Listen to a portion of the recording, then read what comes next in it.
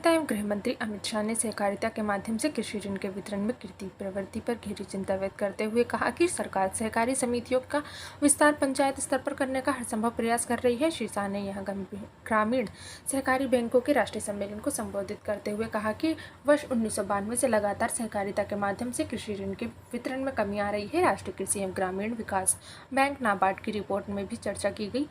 उन्होंने कहा कि देश भर में 13 करोड़ लोग पैक्स के सदस्य हैं और 65,000 पैक्स अच्छे ढंग से काम कर रहे हैं। पैक्स के माध्यम से किसानों को 2 लाख करोड़ रुपए का कृषि ऋण मिलता है, जिसे बढ़ाकर 10 लाख करोड़ रुपए का लक्ष्य निर्धारित किया जाना चाहिए। सहकारिता मंत्री ने कहा कि ग्रामीण सहकारी बैंकों से सीधे किसानों को अधिक से अधिक ऋण मिले, इसके लिए योजना बनाई जा रही है। ग्रामीण सहकारी बैंकों से किसान को मध्यम और लंबी अवधि का ऋण मिले, इसके लिए भी प्रयास किए जा रहे हैं। उन्होंने कहा कि देश भर में पैक्स का एक नियमावली हो, इस दिशा में तेजी से प्रयास किए जा रहे हैं और 15 दिनों के अंदर इस संबंध में निर्णय ले लिया जाएगा। श्री शाह ने पैक्स को सहकारिता की आत्मा बताते हुए कहा कि इसके बिना कृषि ऋण व्यवस्था सही नहीं हो सकती। उन्होंने कहा कि देश में करीब 3 लाख ग्राम पंचायत हैं, जिनमें से लगभग 2 लाख पंचायतों में पैक्स का गठन किया जाना है। पैक्स के कामकाज में पारदर्शिता लाने और लोगों की कार्यक्षमता बढ़ाने के लिए इनका कंप्यूटरीकरण किया जा रहा है तथा सरकार ने इसके लिए 2500 करोड़ रुपए आवंटित किए हैं। उन्होंने कहा कि सहकारिता के माध्यम से समाज के अंतिम व्यक्ति का आर्थिक विकास किया जा सकता है। देश भर में 8.5 लाख सहकारी संस्थाएं हैं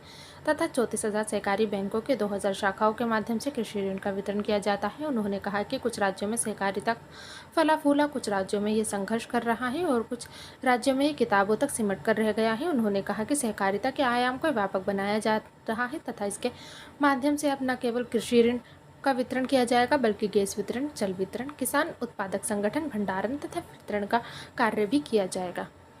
समारोह को कई अन्य वक्ताओं ने भी संबोधित किया।